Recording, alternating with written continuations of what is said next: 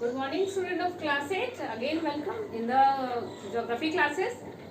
जो है आज का ये चैप्टर जो है आपका चैप्टर नंबर 22 मैन्युफैक्चरिंग इंडस्ट्री है। इस चैप्टर में आपने इंडिया की जो इंडस्ट्री है उनके बारे में पढ़ा था।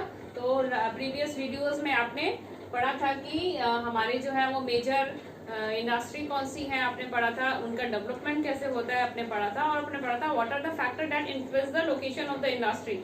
तो आज का जो ये वीडियो है इसमें आपने इंडिया की मेजर इंडस्ट्री जो है वो कौन कौन सी इसके बारे में मैं पढ़ाऊंगी। तो जैसे हमारी मेजर इंडस्ट्री कौन सी है, major industry and the most important industry या आयरन एंड स्टील इंडस्ट्री है, या फिर कॉटन टेक्सटाइल इंडस्ट्री है, इंफॉर्मेशन यानी आईटी इंडस्ट्री है। तो इसके बारे में एक एक करके हम पढ़ेंगे। आज का वीडियो में सिर्फ मैं पढ़ाऊंगी आपको about the iron and steel industry. तो आयरन एंड स्टील इंडस्ट्री क्या है, एक बैकबोन इंडस्ट्री है for the other industry because it provides raw materials to the other industry. जो अदर इंडस्ट्री में होने वाले, फॉर एग्जांपल अगर अदर इंडस्ट्री मान लो कॉटन टेक्सटाइल इंडस्ट्री है तो उसमें लगने वाली वेरियस मशीन्स होती हैं, जैसे वीविंग मशीन होती होंगी या स्पिनिंग करने वाली मशीनें होती हैं। तो सारी मशीन कहाँ से आती हैं, दे आर कहाँ से आती है, वो आती है आयरन एंड स्टील इंडस्ट्री से।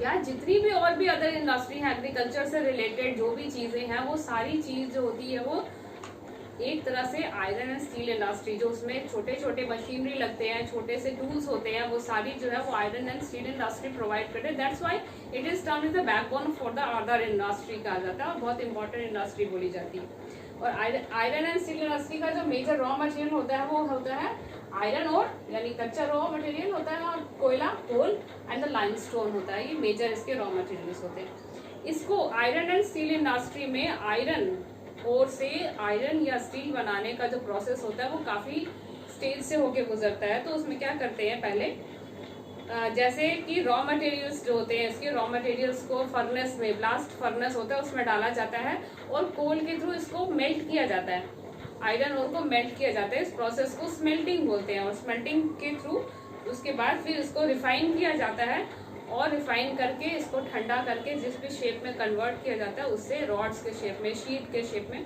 कन्वर्ट किया जाता है। ये आउटपुट होता है उसका। तो उसके बाद है importance and the uses of industry. क्या इंडस्ट्री स्टील का क्या यूज है, तो स्टील के वेरियस यूजेस हैं। स्टील जो है वो आयरन ओर से ही निकल के आता है। तो आपने क्या, उसमें क्या होता है, एल्यूमिनियम, निकल और कॉपर, ये कुछ एलॉय मिक्स करके हम एक स्टील प्रोडक्ट बनाते हैं। और स्टील जो है वो बहुत यूजफुल होता है क्योंकि ये रस्ट फ्री होता है, यानी इसमें जंग नहीं लगता, और बहुत हार्ड भी होता है। तो इस कारण से इसकी यूजेबिलिटी होती है वो काफी होती है, ठीक है। तो जैसे हमारे में क्या होता है, ऑयल जो होता है डिगिंग आउट जब करके निकाला जाता है तो उसमें जितनी भी पाइप जो होती है वो स्टील का इस्तेमाल होता है। या फिर हम जो तेल जो होता है वो इंपोर्ट जब करते हैं दूसरे कंट्री से तो वो जिस पाइपलाइन के थ्रू आता है वो सारी पाइपलाइन जो होते हैं वो स्टील की होती है। तो स्टील एक बहुत ज्यादा इंपॉर्टेंट है हमारे लाइफ में, हमारे डेली यूज में। ट्रांसपोर्टेशन की बात करें तो शिप, ट्रेन, ट्रक्स, बसेस, ये सारी जो होते हैं वो स्टील से बन के आते हैं। और बहुत सारे बिल्डिंग मटेरियल्स जो होते हैं वो भी जो है स्टील से बन के आते हैं। तो that's why steel is a very important. इसके बाद है टॉपिक आपका development of industry iron and steel industry. तो पहले के टाइम में जब आयरन एंड स्टील इंडस्ट्री वहां डेवलप होती थी जहां इजिली क्या चीज मिलता था, जहां पे आसानी से रॉ मटेरियल यानी आयरन एंड स्टील इंडस्ट्री में यूज होने वाला जो रॉ मटेरियल है, कच्चा माल, आयरन और या जो भी मैग्नीज है, ये सब मिलता था। तो वहां पे इंडस्ट्री सेटअप होती थी। या जहाँ पे कंटिन्यूसली जो है वो पावर सप्लाई होती थी वहां पे इंडस्ट्री सेटअप होती थी। या फिर नदी के किनारे जहाँ अवेलेबिलिटी ऑफ वाटर, पानी का सोर्स होता है, क्योंकि आयरन एंड स्टील इंडस्ट्री में इसको कूल ठंडा करने के लिए बहुत प्लेंटी ऑफ वाटर की जरूरत होती है। तो रिवर के किनारे सेटअप होती थी। उसके बाद टाइम टू टाइम जो होगा iron steel industry near the coal field होने लगी, क्योंकि कोल जो है एक बहुत बड़ा रॉ मटेरियल है आयरन स्टील इंडस्ट्री के लिए, तो जो कि बल्क में यूज होता है। तो they are setup near the coal field. और आज की डेज में जनरली जो है वो आयरन एंड स्टील इंडस्ट्री वहां स्टेब्लिश हो जाती है जहां पर सी पोर्ट होता है, क्योंकि मे बी समटाइम्स जो होते हैं हम जो आयरन ओर होता है वो दूसरी कंट्री से इम्पोर्ट करके लाते हैं, या हमारा अच्छा मार्केट जो अवेलेबल सी पोर्ट कराता है। That's why the iron and steel industry is generally establish near the sea port होते हैं। तो ये उसका डेवलपमेंट हो गया, ठीक है। हमारे यहाँ iron and steel industry generally जो है वो प्लेट्यू रीजन में है, जैसे वेस्ट बंगाल, झारखंड, उड़ीसा, छत्तीसगढ़। इंपॉर्टेंट टर्म्स है location iron and steel industry के लिए, क्योंकि ये सारे जो जगह है, प्लेसेस हैं, they provide the raw materials like coal और द आयरन ओर और द लाइमस्टोन, ये सब प्रोवाइड कराते हैं। नेक्स्ट टॉपिक है आपका iron and steel industry Tata का। टाटा आयरन यानी टिस्को, जमशेदपुर के बारे में हमने पढ़ना है। इसमें आपने इसमें जो है मेन जो आयरन एंड स्टील इंडस्ट्री है, तो उसमें एक एक इंडस्ट्री का हम एग्जांपल देते हैं। तो इसमें एग्जांपल है टिस्को का, Tata iron and steel company. तो ये स्टैब्लिश हुई थी इंडिपेंडेंस से भी पहले, 1907 में स्टैब्लिश हुई थी। और किसके द्वारा स्टैब्लिश हुई थी? वो जमशेदजी टाटा, नोरारजी जी टाटा के द्वारा स्टैब्लिश हुई थी। कहाँ पर? नियर द साक्ची में स्टैब्लिश हुई थी। और एक प्राइवेट सेक्टर इंडस्ट्री है, इसका ऑनर जो है वो प्राइवेट सेक्टर इंडस्ट्री, एक ही सिंगल पर्सन थे, इसलिए इसको प्राइवेट सेक्टर इंडस्ट्री कहा जाता था।